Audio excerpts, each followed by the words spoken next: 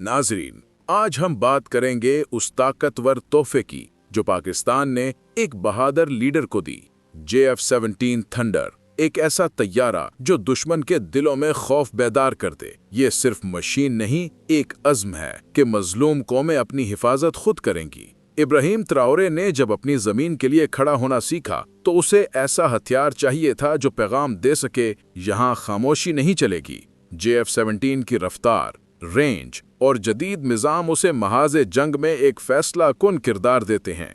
कम कीमत में आला कारकर्दगी का मतलब यह है कि ताकत का तवाज़ुन बदल सकता है। पाकिस्तान ने सिर्फ तैयारा नहीं भेजा बल्कि एतमाद और मुकम्मल सपोर्ट का वादा दिया है।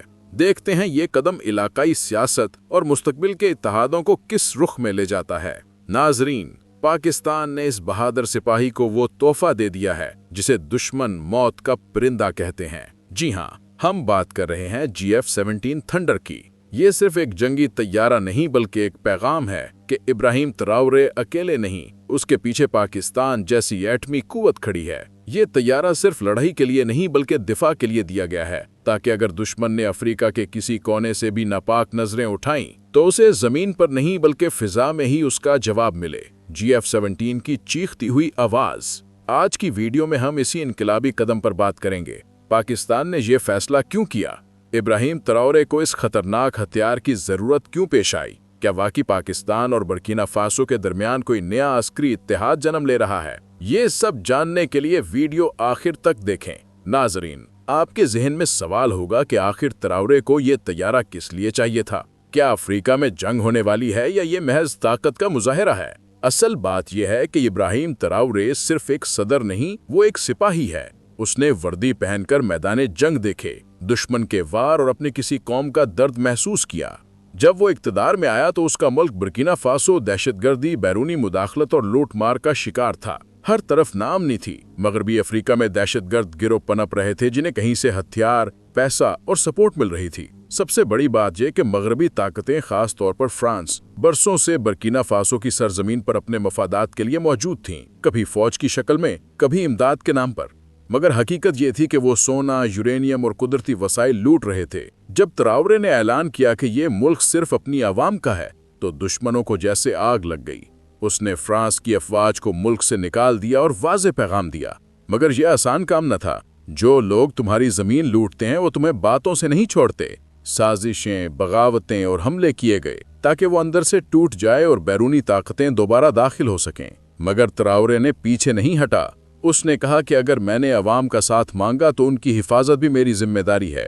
सिर्फ नारों और तकारीर से दुश्मन रुकता नहीं, असल ताकत तोप, टैंक और तैयारे होती हैं। और यही लम्हा था जब ट्राओरे को एहसास हुआ कि उसे ऐसा हथियार चाहिए जो दुश्मन के हौसले पस्त कर दे, जो जमीनी हमले के बजाय फिजा से जवाब दे। उसी वक्त पाकिस्तान ने हाथ बढ़ाया।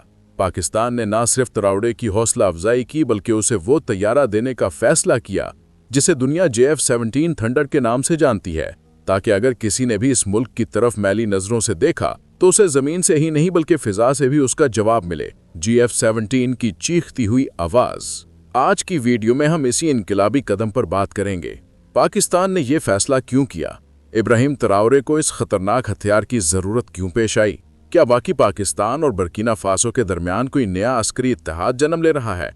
ये सब जानने के लिए वीडियो आखिर तक देखें।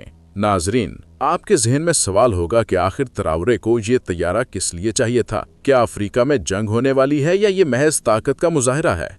असल बात यह है कि इब्राहिम ट्राओरे सिर्फ एक सदर नहीं, वो एक सिपाही है। उसने वर्दी पहनकर मैदाने जंग देखे, दुश्मन के वार और अपनी किसी कौम का दर्द महसूस किया। जब वो इक्तदार में आया तो उसका मुल्क बर्किना फासो दहशतगर्दी, बैरूनी मुदाखलत और लूटमार का शिकार था। हर तरफ नामनी थी। मगरबी अफ्रीका में दहशतगर्द गिरोह पनप रहे थे जिन्हें कहीं से हथियार, पैसा और सपोर्ट मिल रही थी। सबसे बड़ी बात यह कि मगरबी ताकतें, खास तौर पर फ्रांस, बरसों से बर्किना फासो की सरजमीन पर अपने मफादात के लिए मौजूद थीं, कभी फौज की शक्ल में, कभी इमदाद के नाम पर। मगर हकीकत यह थी कि वो सोना, यूरेनियम और कुदरती वसाइल लूट रहे थे। जब ट्राओरे ने ऐलान किया कि यह मुल्क सिर्फ अपनी आवाम का है तो दुश्मनों को जैसे आग लग गई। उसने फ्रांस की अफवाज को मुल्क से निकाल दिया और वाज़े पैगाम दिया। मगर यह आसान काम न था। जो लोग तुम्हारी जमीन लूटते हैं वो तुम्हें बातों से नहीं छोड़ते। साजिशें, बगावतें और हमले किए गए ताकि वो अंदर से टूट जाए और बैरूनी ताकतें दोबारा दाखिल हो सकें। मगर तरावरे ने पीछे नहीं हटा। उसने कहा कि अगर मैंने अवाम का साथ मांगा तो उनकी हिफाजत भी मेरी जिम्मेदारी है। सिर्फ नारों और तकारीर से दुश्मन रुकता नहीं, असल ताकत तोप, टैंक और तैयारे होती हैं। और यही लम्हा था जब तरावरे को एहसास हुआ कि उसे ऐसा हथियार चाहिए जो दुश्मन के हौसले पस्त कर दे, जो जमीनी हमले के बजाय फिजा से जवाब दे। उसी वक्त पाकिस्तान ने हाथ बढ़ाया। पाकिस्तान ने न सिर्फ तरावरे की हौसला अफजाई की बल्कि उसे वो तैयारा देने का फैसला किया जिसे दुनिया JF-17 थंडर के नाम से जानती है, ताकि अगर किसी ने भी इस मुल्क की तरफ मैली नजरों से देखा तो उसे जमीन से ही नहीं बल्कि फिजा से भी उसका जवाब मिले। JF-17 की चीखती हुई आवाज। आज की वीडियो में हम इसी इनकलाबी कदम पर बात करेंगे। पाकिस्तान ने यह फैसला क्यों किया? इब्राहिम तरावरे को इस खतरनाक हथियार की जरूरत क्यों पेश आई? क्या वाकई पाकिस्तान और बर्किना फासो के दरमियान कोई नया अस्करी इत्तेहाद जन्म ले रहा है? ये सब जानने के लिए वीडियो आखिर तक देखें। नाजरीन, आपके जहन में सवाल होगा कि आखिर तरावरे को ये तैयारा किस लिए चाहिए था? क्या अफ्रीका में जंग होने वाली है या ये महज ताकत का मुजाहिरा है? असल बात यह है कि इब्राहिम तरावरे सिर्फ एक सदर नहीं, वो एक सिपाही है। उसने वर्दी पहनकर मैदान जंग देखे, दुश्मन के वार और अपनी किसी कौम का दर्द महसूस किया। जब वो इक्तदार में आया तो उसका मुल्क बर्किना फासो दहशतगर्दी, बैरूनी मुदाखलत और लूट मार का शिकार था। हर तरफ नामनी थी। मगरबी अफ्रीका में दहशतगर्द गिरोह पनप रहे थे जिन्हें कहीं से हथियार, पैसा और सपोर्ट मिल रही थी। सबसे बड़ी बात यह कि मगरबी ताकतें, खासतौर पर फ्रांस, बरसों से बर्किना फासो की सरजमीन पर अपने मफादात के लिए मौजूद थीं, कभी फौज की शक्ल में, कभी इमदाद के नाम पर। मगर हकीकत यह थी कि वो सोना, यूरेनियम और कुदरती वसाइल लूट रहे थे। जब तरावरे ने ऐलान किया कि यह मुल्क सिर्फ अपनी आवाम का है तो दुश्मनों को जैसे आग लग गई। उसने फ्रांस की अफवाज को मुल्क से निकाल दिया और वाज़े पैगाम दिया, मगर यह आसान काम न था। जो लोग तुम्हारी जमीन लूटते हैं वो तुम्हें बातों से नहीं छोड़ते। साजिशें, बगावतें और हमले किए गए ताकि वो अंदर से टूट जाए और बैरूनी ताकतें दोबारा दाखिल हो सकें। मगर तरावरे ने पीछे नहीं हटा। उसने कहा कि अगर मैंने अवाम का साथ मांगा तो उनकी हिफाजत भी मेरी जिम्मेदारी है। सिर्फ नारों और तकारीर से दुश्मन रुकता नहीं, असल ताकत तोप, टैंक और तैयारे होती हैं। और यही लम्हा था जब तरावरे को एहसास हुआ कि उसे ऐसा हथियार चाहिए जो दुश्मन के हौसले पस्त कर दे, जो जमीनी हमले के बजाय फिजा से जवाब दे। उसी वक्त पाकिस्तान ने हाथ बढ़ाया। पाकिस्तान ने न सिर्फ तरावरे की हौसला अफजाई की बल्कि उसे वो तैयारा देने का फैसला किया जिसे दुनिया JF-17 थंडर के नाम से जानती है, ताकि अगर किसी ने भी इस मुल्क की तरफ मैली नजरों से देखा तो उसे जमीन से ही नहीं बल्कि फिजा से भी उसका जवाब मिले। JF-17 की चीखती हुई आवाज। आज की वीडियो में हम इसी इनकलाबी कदम पर बात करेंगे।